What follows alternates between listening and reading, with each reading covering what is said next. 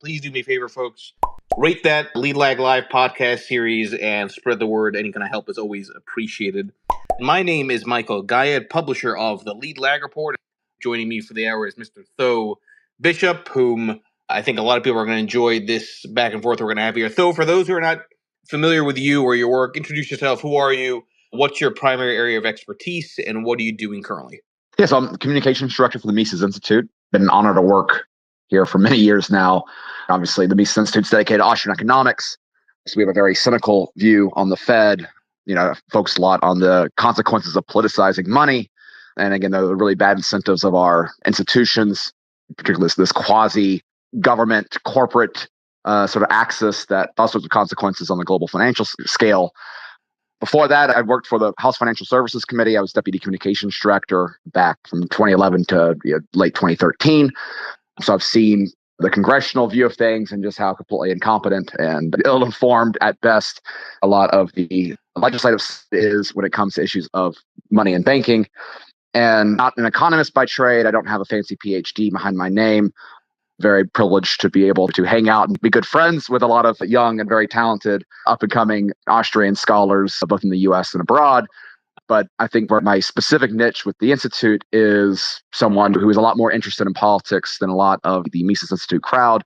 And in particular, the last few years, I'm very interested in trying to identify the biggest threats to money in the financial system from the government, which is a never-ending supply, and also what are the best approaches, strategies, et cetera, for trying to defend and strengthen and grow any possible outcomes out there to help depoliticize the money and banking world. And so that's kind of, I write broadly at the Institute, but I think that's one area where we don't have a lot of content. There's perhaps a few higher authorities on the Mises Institute than on the political side. All right, let's level the playing field a bit for the audience. When you say Austrian economics, just give us the broad overview of exactly what Austrian economics is. Sure. So Austrian economics, it is, I think you very safely consider it a heterodox view of economics. So it is not particularly well represented within mainstream academia. You're not very unlikely to get Austrian economics within your basic high school economics class. But in many ways, it's kind of twofold, I think, aspect here that separates it from what a lot of people might think about economics. First and foremost, our methodology is profoundly different than traditional economics, and this is what separates us from, say, Milton Friedman and the Chicago School, where there is perhaps a lot of political overlap in terms of libertarianism or skepticism of government, et cetera. There's the methodology of the Austrian school is very different than the Chicago School. So that our kind of view of economics rejects the modern focus on mathematical modeling, kind of positivism in terms of its approach, and more focus on how logical deduction, really focusing on trade-offs. And so basically, we don't see a distinction between what we might call microeconomics and macroeconomics, that ultimately the same motivations of human action entwine within both. And then, so that ends up with macroeconomic ramifications, right, of again, profound skepticism of the use of interest rates as a policy tool, and leads to a very cynical view of the way to which central banks are not some sort of bureaucratic, expert-led, technocratic institutions that can try to optimize these sort of policy areas, but instead are tools that lead to profound corruption of these markets, profound moral hazard, the PhD standard replacing the gold standard as a consequence, to kind of borrow from Jim Grant and the way he describes the modern monetary system. And so that's why a lot of Austrians were called the housing crisis back in 2008, the bubble. I've been warning about the consequences of everything that's gone on since 2008. And then I think particularly right now, if you go back to this treatise on money, over 100 years old at this point, I think the distinguish there on the importance of the destabilizing consequences of fiduciary media, that's credit money as opposed to hard money. I think in terms of the modern contemporary environment, that's very important, because not only do we have an incredible increase in the money supply, but it is the leverage of that money supply, the massive expansion of credit markets, that has all sorts of devastating consequences. And so that's, again, kind of in a nutshell there, That's Austrian economics and kind of what might distinguish it from other free market schools of thought out there. So it's fair to say then there's a heavier focus on the behavioral incentive mechanisms that happen from policy changes as opposed to a simple supply and demand economics curve. Yes. And so as an extension of that, a lot of our work, again, not simply purely economic focus, because I think any sort of narrow specialization of special sciences can kind of lead to misrepresenting the richness of the human experience in social sciences broadly. So often you'll see overlapped within the Austrian sphere historical revisionism, kind of a very rosy picture that we're painted on motivations of the Federal Reserve, of wars, of these regulations and things like that. We tend to have a very cynical view of the rise of these institutions and policy prescriptions.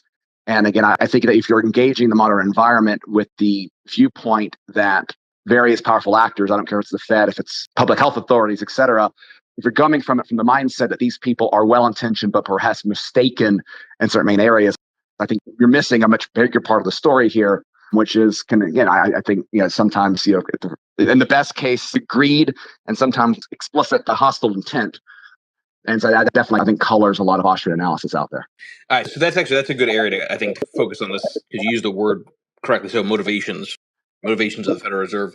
Federal Reserve came into existence after the panic of 1907. The motivation, the good intention was always around cutting off tail risks, so you wouldn't have this sort of economic volatility that would happen with boom and busts and banks no longer being around and trust around that. Obviously, the complexity of the Federal Reserve only increased over time, and presumably motivations and incentives also increased over time. I'm curious to hear your thoughts on the popular narrative that the Federal Reserve is a distinct entity from federal government, because increasingly, I think it's been proven, especially with QE, that the two are essentially one and the same. You can't have one without the other. And I think this entire myth of Fed independence, which is still evoked regularly within Congress by the Fed. This is an argument used actually against certain attempts for increased transparency, like the Audit the Fed bill that Ron Paul popularized, and it's actually passed several Congresses now with no action in the Senate. Again, the idea here is that, the Fed really is some independent actor and guided by this entire sort of notion of public policy as this non-political entity of expertise trying to derive optimal outcomes. I think it's entire myth. I mean, you can go back to very explicit stuff, former Fed Chair Burns and his relationship with Richard Nixon, the hostility that the Bush family felt with Alan Greenspan not creating a monetary environment that created economic problems that helped Clinton's election in 92. There are very real political consequences to what the Fed has done. And it's interesting right now because it's a twofold thing. For one, the Fed has allowed and created this environment where you've had, again, really since, and the complete insanity of post-2008 policy, it has helped create this environment where spending absolutely does not matter. Revenue coming in is secondary to whatever the Fed can create to make up gaps. This has put in hyperdrive, I think, during the COVID years, but for both Trump and Biden. And I think one of the more interesting narratives, and it's something that is very interesting, is the current situation with Jay Powell. And there's this very interesting dynamic of how far can he continue to increase rates without the political pressure on the consequences of rate hikes and kind of economic contraction going against the other political force there, which is the unpopularity of the inflationary environment. And it's a bubble, a really difficult conundrum that the Fed has created for itself by keeping rates so low for as long as it has, complemented with the insane fiscal policies of the last few years. And so the political knot there, it gets to the point where what is the bigger political miscalculation? The bigger political calculation there, is it the inflationary pressures or is it the recessionary fears? And that's a dynamic there where I'm not sure if anyone is confident. But there's a lot of projection about the confidence of a soft landing and yada yada. Of course, you have to have that sort of confidence, or else you create a panic in its own right. But that environment is one where I think anyone confident about what the Fed, the abilities of the Fed to navigate that, greatly mistaken. And the only real strength the Fed has is its relative and strength compared to other foreign nations. which is something that I think sometimes Fed skeptics can make a mistake on, kind of losing the international perspective there. I'm certainly not predicting the collapse of the dollar anytime soon, considering the current state of the ECB or some of these other foreign banks out there. So that's another aspect to it, where how does global politics play in, and where can the mistakes of foreign policy makers end up help you strengthen the dollar, regardless of what the Fed wants. Let's go to some of the audience real quick here. If anybody wants to come up and ask questions, feel free. Yeah, no, governments love inflation. It's the easiest form of taxation. And again, I don't think it's a coincidence that age of massive growth of the government, and including particularly the warfare state, or both the warfare and the welfare state, have overlapped with the period of central banking in that regard. Obviously, there is secondary concern is how far can you take that? A hyperinflationary event is very bad for politics. But the Cantillon effect aspect of it, and for those that might not be familiar, it's one of the proto-economists, Richard Cantillon, who was writing about a very, very interesting economic theory even before Adam Smith, who participated in the early Mississippi land bubble back in the day, and this theory advantageously. It's a very interesting biography in its own right. But he identified that when you have new money creation and credit creation, the first recipients of that new money are the benefactors at the expense of everyone else lower down the line.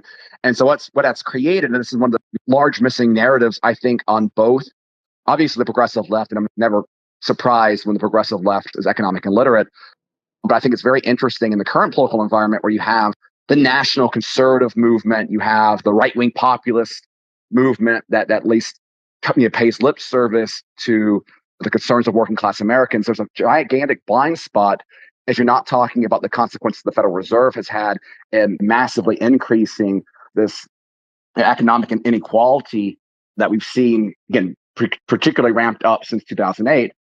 Because again, the monetary policies of the Fed, keeping rates as low as they did for as long as they have.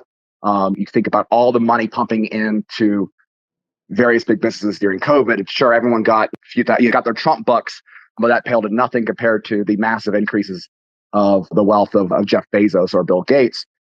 If you were a working class stiff saving your paycheck in a traditional bank, unless you owned a house, unless you owned stocks, depending on if you're working paycheck to paycheck, you received very little increase in your bottom line and your personal wealth during for much of the past decade. There's a little bit of an increase during the Trump years pre-COVID, but you get far worse off than those that were able to invest in a variety of houses, writing up the kind of the reinflated bubble post 2008. If you were invested in stocks, et cetera, et cetera. And so that is a dynamic that I think you cannot understand the current economic challenges of the working class without having an appreciation for the degree to which the monetary policy of post-2000 era has dramatically escalated all these things. And again, the people that made the worst off on it are particularly millennials and Zoomers out there coming of age in this environment. And the social and cultural consequences of this are going to be astonishing, right? If you can, millennials and Generation Z, whether it's home ownership rates, whether it's postponing setting up a family, right? Not only is this bad in just terms of the quality of life in the short term, but you think about the distortions that's going to have. Again, particularly, and this is the problem too, is that when we talk about economics, so often we focus on these sort of very narrow materialistic elements of it. There are cultural consequences to screwing up something as foundational to a society as money. And again, this is a blind spot that even those that like to talk about the importance of culture and family and et cetera, are completely blind to. And again, I think this is why particularly the Austrian lens has so much value in trying to navigate the complexities, the current political environment, spiritual environment, cultural environment that plagues not only America, but the West and probably the globe at large. Let's keep going with this because I shared in the nest and you mentioned that point, though, and I've used that line many times on Twitter. American billionaires grew their wealth by 2.1 trillion richer they got $2.1 trillion richer during the pandemic. Everyone else got screwed with inflation. And I've made this point before that every round of stimulus does nothing but just widen the wealth gap. And it seems very obvious because all you have to do is look at history.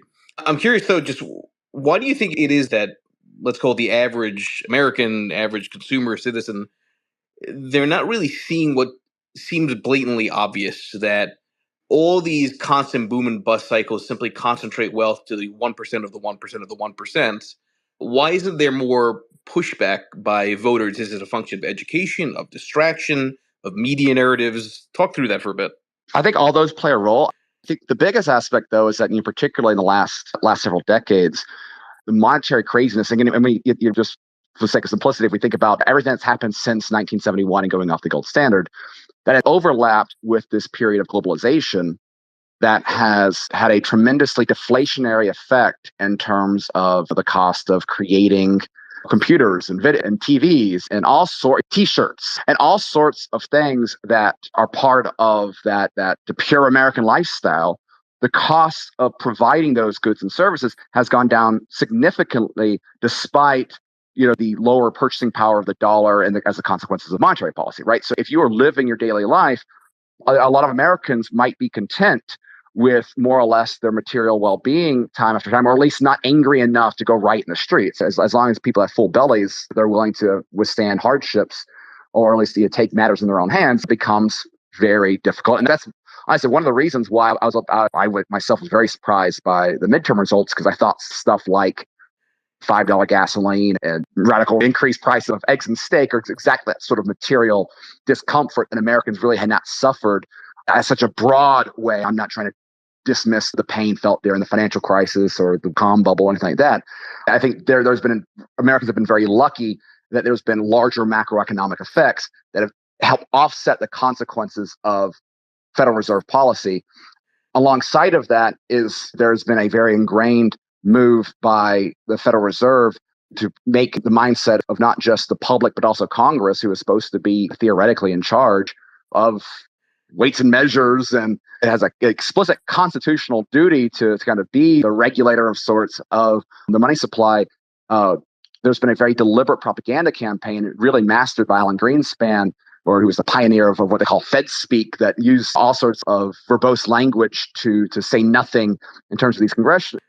He went in front of Congress for these hearings, that to make the idea that monetary policy is something so profoundly complex that if you don't have a PhD from an Ivy League university, you're not qualified to discuss something like money. It's not true. It's precisely ideas coming out of the American universities that are some of the most dangerous. There's nothing particularly novel about them. Often they are retreads of past economic fallacies, the facade of increasingly mathematical formulas, and they make it look a lot more complex than it needs to be. And so that has helped create this very narrow policy expert funnel for monetary policy. So your average person thinks that it's something too complex for them. And of course, that also is kind of reflected within sort of basic economics, where we're just taught to trust the Fed and that they have their 2% inflation target, yada, and it's something that we shouldn't think about. It wasn't that long ago in the grand scheme of things where money was a fundamental political issue. And political platforms for the Democrat Party in the late 1800s explicitly was talking about the gold standard and things like that. And until you have, I think, and obviously Ron Paul's campaigns in 2008, 2012, when you had college campuses with people in the stands chanting "End the Fed," you got a little bit of that kind of revival of populist interest in monetary policy. But until you really have a kind of a mindset, a change of it, we were going to continue to have a system where it's going to benefit their chosen bankers, it's going to benefit Davos crowd, because they're whatever their agenda is, whether it's central bank digital currencies, whether it is increased centralization of monetary authority, whether it's an eventual financial institution bailouts, et cetera, the more they can keep people distracted on smaller political issues while they can run with a general monopoly on that, it's definitely going to benefit their interests at the expense of everyone else's.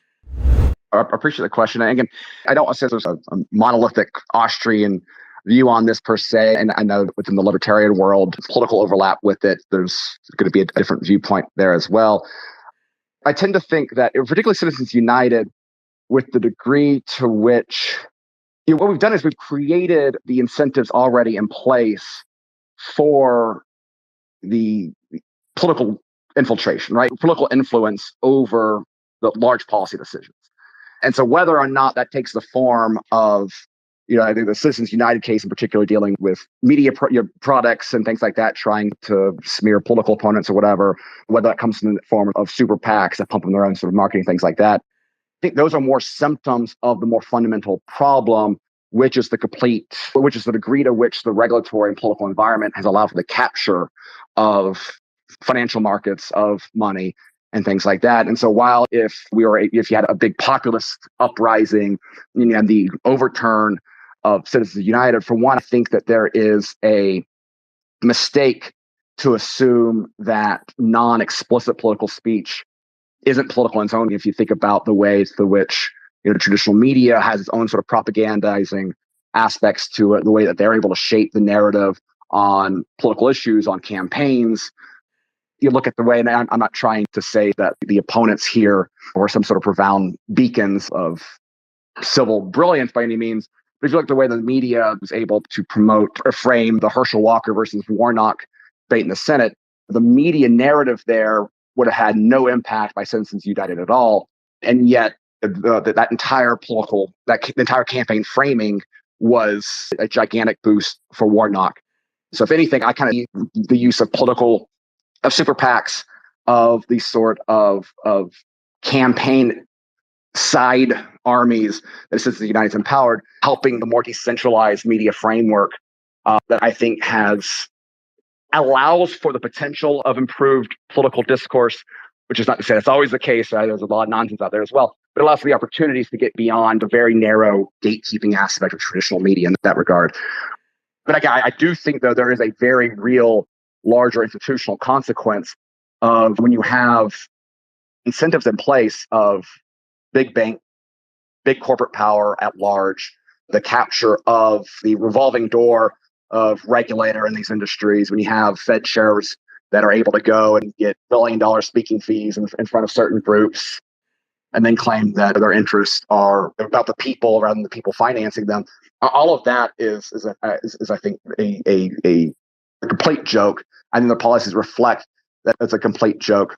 And so again, I think the consequences of politicizing these very foundational aspects of society have allowed this sort of capture. And I think libertarians can be very blind about the negative consequences of corporate power. It's not just the government involved within these decisions. I think the COVID era has really highlighted this. I think the degree to which, and obviously people have been warning about the military-industrial complex and the private gains from military venturism abroad for decades now.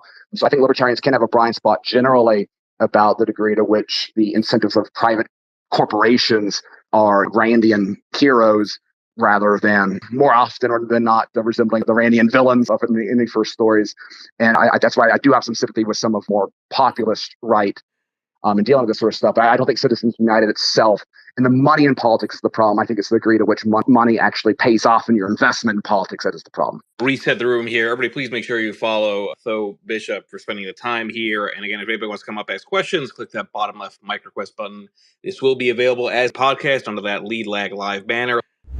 Yeah, at the very least, if that did not begin explicitly as the goal, I think that has definitely shaped foreign policy decades now. And this was a privilege that the British pound enjoyed before the dollar in many ways as well. And I think and obviously the petrodollar and the role of that in it's a rabbit hole in its own right. I think the other aspect, though, that is more interesting, and I think it's really been highlighted with the Russia-Ukraine element, is the degree to which the dollar itself has become the top weapon of American foreign policy right now. And what I find particularly troubling is just the way that militarization abroad tends to come back in its own ways. Bill Buckley was able to convince conservatives that in order to fight those communists abroad, we had to embrace our own form of big government at home, still living with the consequences of that. All of the very nice military weapons and vehicles that we produce for the war on terror ends up back in the streets of America and helps lead to military policing of inner cities. The weaponization of the dollar abroad, which kind of started off, I think, particularly after the war on, during the war on terror days, where you begin by debanking supporters of Al Qaeda, and who argues about that because obviously they're bad guys, and it starts with Iran and North Korea, and who can argue with that because they're obviously bad regimes. And then it gets to the number one weapon America has against Russia is massive sanctions, cutting off from the SWIFT system, things like that. And again, who can argue with that because Russia's clearly a bad guy? Then all of a sudden you start seeing political opponents be debanked, the banking system being used as a surveillance mechanism for those that have tended to protest that the government doesn't like. The degree to which the dollar is not only being in decline in the consequences of inflation and Kantian effects that we've discussed earlier, but is explicitly being weaponized against the public. People, I think, are waking up a lot more now out of the fears of central bank digital currencies. This is, again, the explicit goal of the Bank of China with these international banks that are really leading the way on central bank digital currencies. To their credit, Neil Kashkari, Fed president of Minneapolis, has explicitly even said that he doesn't understand why Americans would have interest in central bank digital currencies because their only real utility is in the sort of surveillance aspect of it. That is, again, that weaponization of the dollar is a very, I think, important issue and something that I'm glad there's more interest in. And again, it not only shapes foreign policy abroad, but again, it's very dangerous ramifications here at home. I would add, I've made that point before, it's a strange coincidence to me that there was an estimate by Brown University that the Iraq War cost about $8 trillion, which is about the size of the Fed's balance sheet. Coincidence or not, I mean, there is a reality that monetary policy does result in perhaps an overzealous military. Right. And of course, the lead up to the breaking of the gold standard, it comes in the aftermath of the Korea War. It comes after Vietnam. It's the guns and butter strategy of the rise of the welfare warfare state that ends up creating the pressures where you have Charles de Gaulle out there threatening to reclaim French gold because they're concerned about the Americans being able to pay their bills. Again, a default on American debt that no one talks about.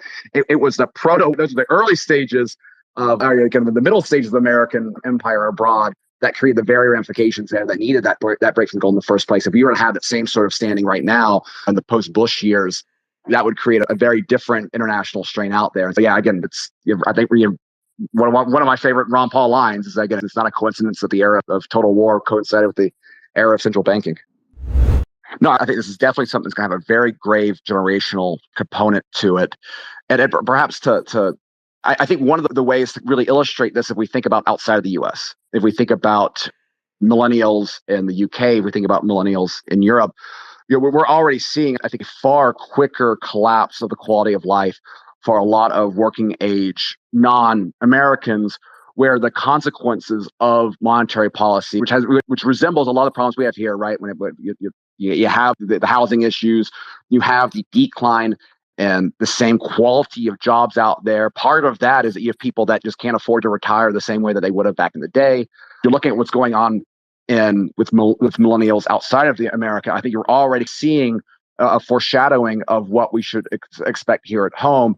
Now, I think it's going to play out, though, in a variety of ways. And some of this will be shaped by non-monetary factors, of course, the degree to which you have a regulatory regime that's going to war with traditional energy sources. That's going to have a certain consequence in terms of industries and real world impacts in its own rights. I'm not trying to claim it's all a monetary phenomenon, but I think the most likely outcome in the short term is more of a stagflationary environment where inflation does not get back down to underneath 2%, and growth remains very low. And I don't think that's going to lead necessarily to a massive depressionary crisis environment with mass unemployment and large food lines and things like that. But it's just going to create a state of a very arrested economic environment for a large percentage of younger American classes.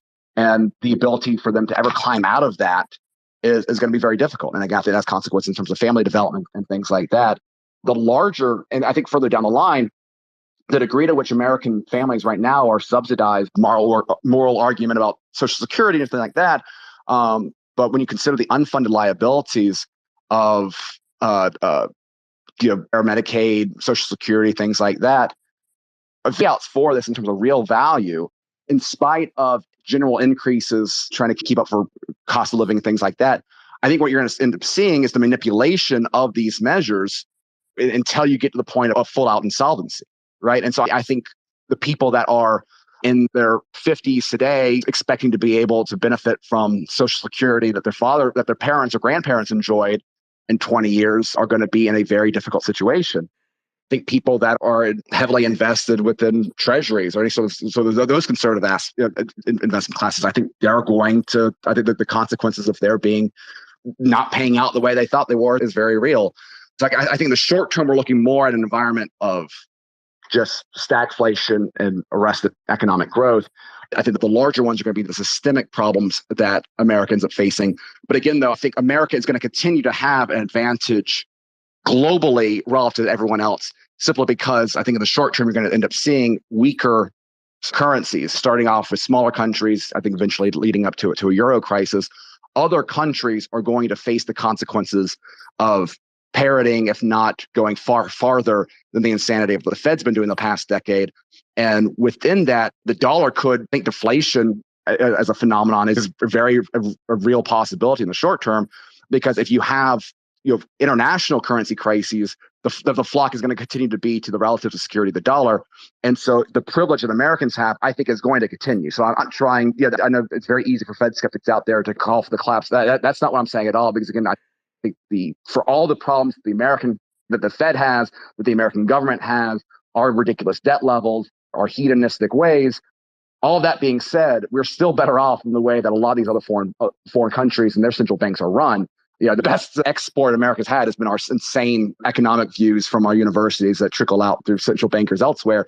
That is an aspect that I think will continue to benefit Americans. And so I think we'll still be able to coast off the privileges of the dollars of the reserve currency for a while. I love that. The best export is the mistaken ideas of economics by America. I think that's very well articulated.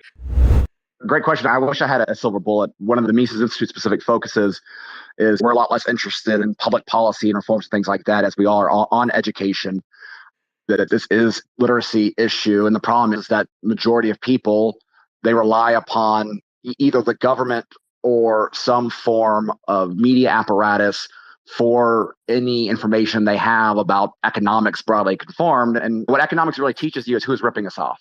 And neither of those entities have any interest in really having people understand who is ripping us off. And so that incentive structure right there creates problems. I do think ultimately this is, again, I might be naive on this. I know there's a lot of people in the Mises Institute orbit that see no value in politics as a whole. I do think politics ultimately is the environment, for better or for worse, that people have these conversations about inflation, about cost of living. And it allows normies, I think, to have a notion of organizational capacity of something to be done. You check someone at the box, that's good. I think a political movement is necessary to revive, to continue interest in the Fed.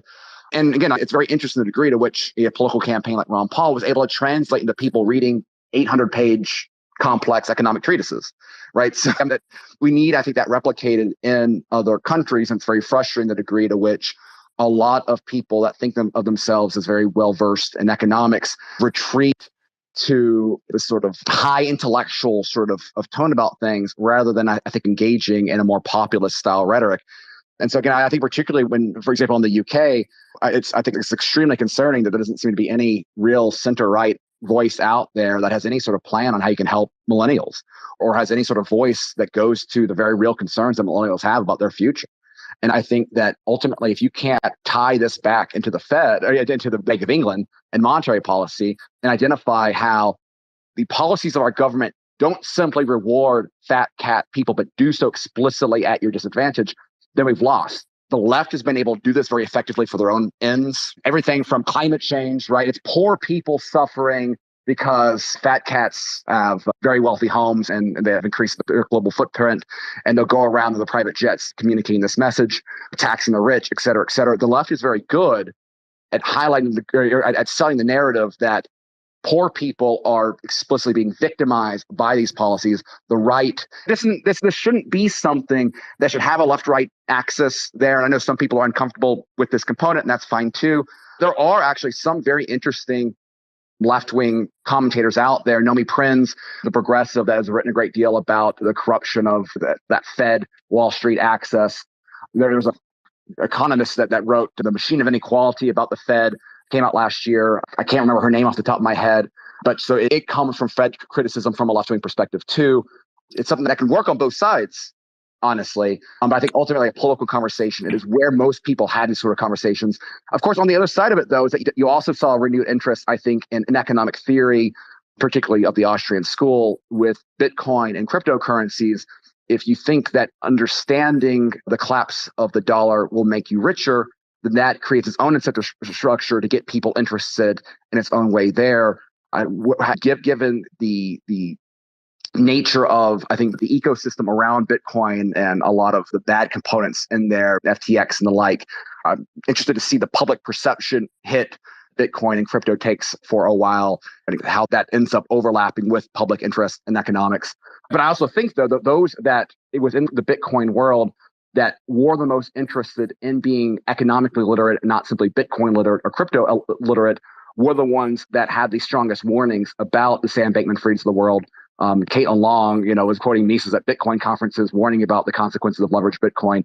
So again, I think anyone serious about alternative investments and things like that can learn a lot from going to the high masters of the Austrian school and not simply the more contemporary commentary. I think that there is real value in this sort of deeper theoretical foundations. Yeah, I think given the interconnected nature of all this, I think trouble in any large size economy have consequences here at home. I know there are some, I've been following the debt numbers of the Bank of Japan, and then they're quite astonishing.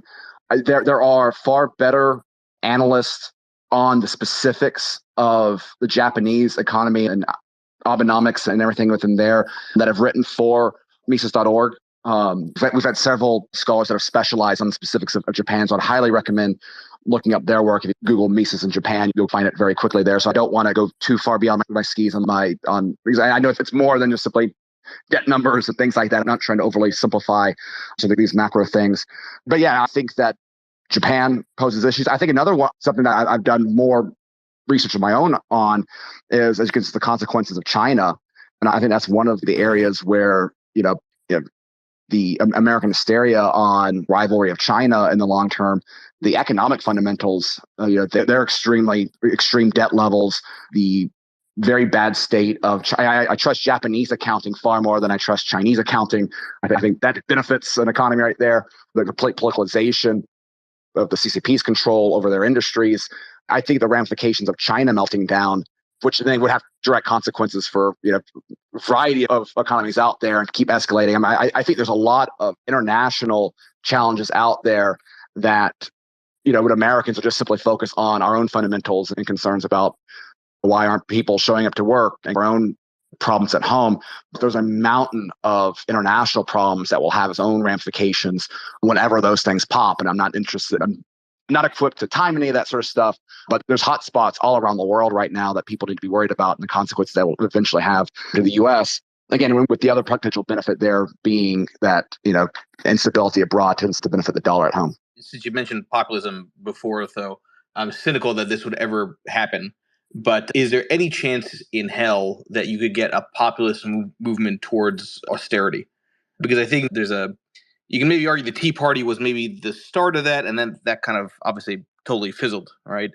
But I'm curious to hear your thoughts on how that could ever possibly take place, because that's really what I'd argue every country needs. Yeah, I'm very pessimistic about any sort of populist austerity program. I think austerity is ultimately something that is just a consequence of an economic crash.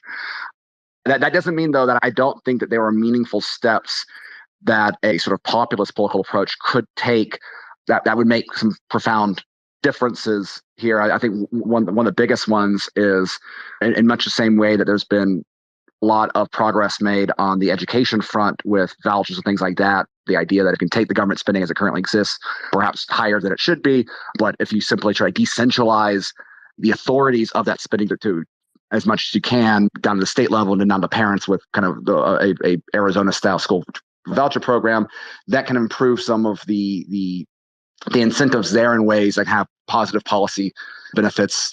There was an attempt during the Trump years of trying to block grant out, for example, American Medicare and Medicaid spending, pushing it down to the state level, which could create savings over time. I think that's something where restructuring the current spending could end up creating long-term savings that could help deal with some of the sort of stuff, at least within the U.S.